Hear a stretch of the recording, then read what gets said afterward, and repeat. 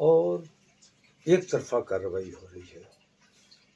इन तमाम चीज़ों के खिलाफ हमें कोई ऐसा नज़र नहीं आता है कि जिसके सामने हम अपनी तकलीफ, अपनी परेशानी लेकर जा सकें, बयान कर सकें।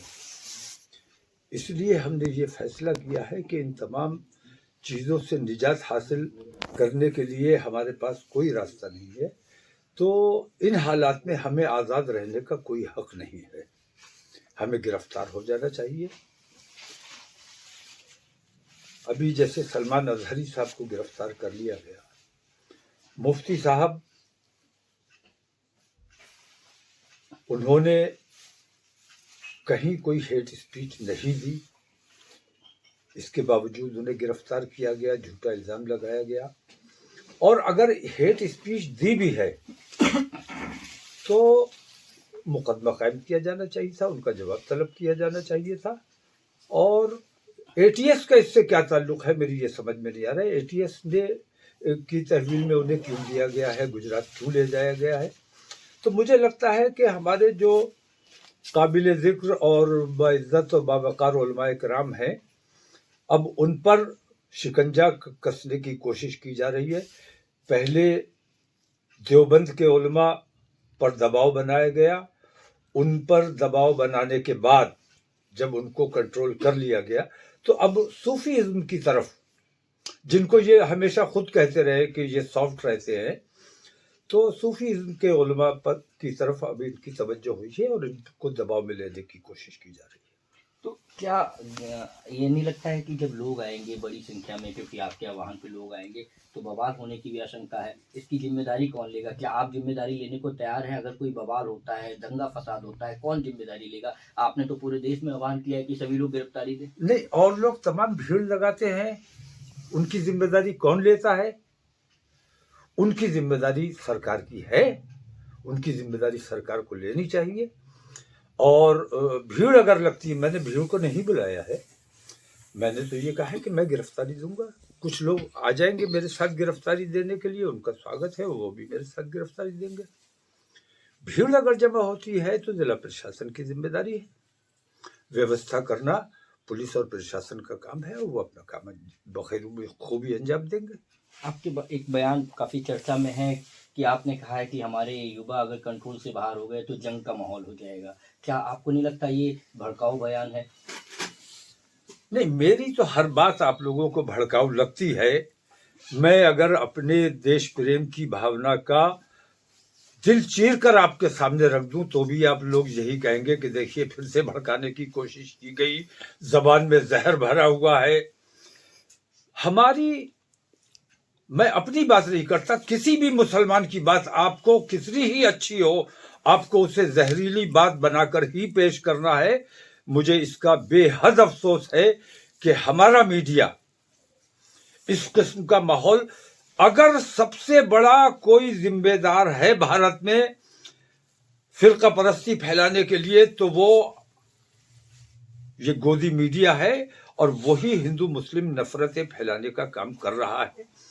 जहां तक सवाल इस बात का है कि कौन भड़काऊ बातें कर रहा है, हुकूमत की सरपरस्ती में सारी भड़काऊ बातें हो रही है। सारे भड़काऊ काम नहीं हो रहे, बल्कि बाकायदा मुसलमानों के खिलाफ मुहिम चलाई गई है। मैंने ये बात कही थी कि हम पर जुल्म होता रहा, हमारी बेटियों को गुमराह किया जाता रहा, हमारी लिंचिंग की जाती रही, लेकिन हमने अपने नौजवानों को कंट्रोल में रखा।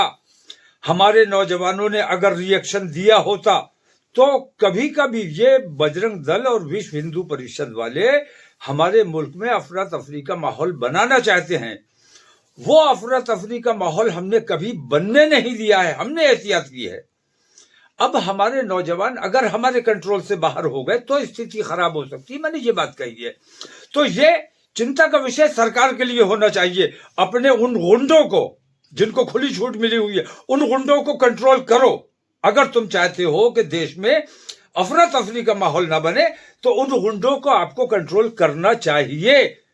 लेकिन आपको सुप्रीम कोर्ट पर विश्वास नहीं, आपको जांच एजेंसियों पर विश्वास नहीं, आपको सरकार पर विश्वास नहीं, आखिर किस पर आपको विश्वास है? किससे जांच कराई जाए? चाहे वो ज्ञान वापी हो, काहे की बाबरी हो। ज्ञान वापी को आपने कहा ना कि जो चीजें आ रही हैं हमको मैं विश्वास ही मैं नहीं है। पहले सलमान अजहरी की बात कर रहा हूँ जी। कि सलमान अजहरी को किस जुर्म में गिरफ्तार किया गया? उन्होंने तो भड़काऊ बयान दिया। भड़काऊ बयान दिया।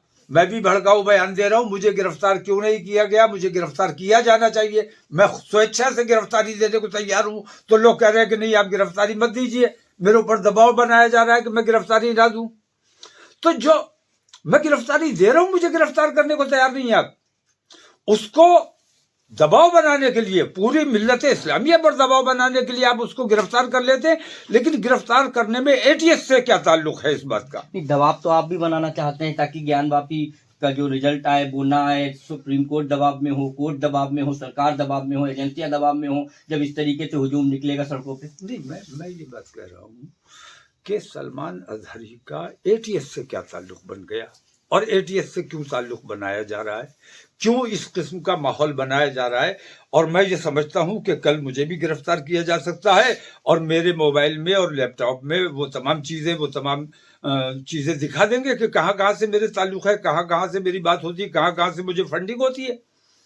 तो ये चीज़ें जो हैं, ये मतलब जब सरकार की सरपरस्ती में सब कुछ हो रहा है, तो सारी जांच एजेंसियां जो है वो सरकार के अंडर में आती है। तो सरकार जो चाहती है, सरकार मुसलमानों के खिलाफ माहौल बनाना चाहती है, वो बना रही है। तो हम किस पर भरोसा करें जब हमारा सरकार पर भरोसा नहीं है? और सरकार पर मुझे नहीं लगता है कि किसी भी बाज़मीर हिंदुस्तानी का सरकार पर भरोसा होगा, क्योंकि बाज़मीर हिंदुस्तानी ये जानता है, वो चाहे हिंदू हो या मुसलमान, कि सरकार खुली हुई बेईमानी कर रही है। भारतीय जनता पार्टी के राष्ट्रीय कोषाध्यक्ष राजेश अग्रवाल जी हैं, उन्होंने भी एक पत्र जारी किया और आपके लिए कहा है कि आप इस तरीके के भड़काऊ बयान ना करें, बल्कि अच्छी अच्छी बातें कहें, अपनी कौम के लिए अच्छे काम करें। नहीं, राजेश अग्रवाल जी की मोहब्बत है ये। उन्होंने जो कुछ भी कहा है बहुत अच्छा है, लेकिन मेरी बात को अगर हमदर्दी के साथ गौर करेंगे तो मेरी जो तकलीफ है, अगर मुझे वो अपनी तकलीफ भी बयान करने की इजाज़त नहीं है, और मैं अगर अपनी तकलीफ बयान करता हूं तो उससे लगता है कि मैं भड़काऊ बात कर रहा हूं, तो ये आपकी तंग दिली और तंग जहनी की बात है। आपको फराख दिली का मुजाहिरा करना, आप लोग सरकार हैं, आप लोग सरकार है, और सरकार अगर बेईमानी है तो फिर लानत है इसी सरकार पर। तो देखा आपने, तौकीर रजा जी का कहना है कि सरकार लगातार बेईमानी कर रही है। कैमरामैन पंकज शर्मा के साथ अनूप कुमार मिश्रा, एबीपी न्यूज़, बरेली।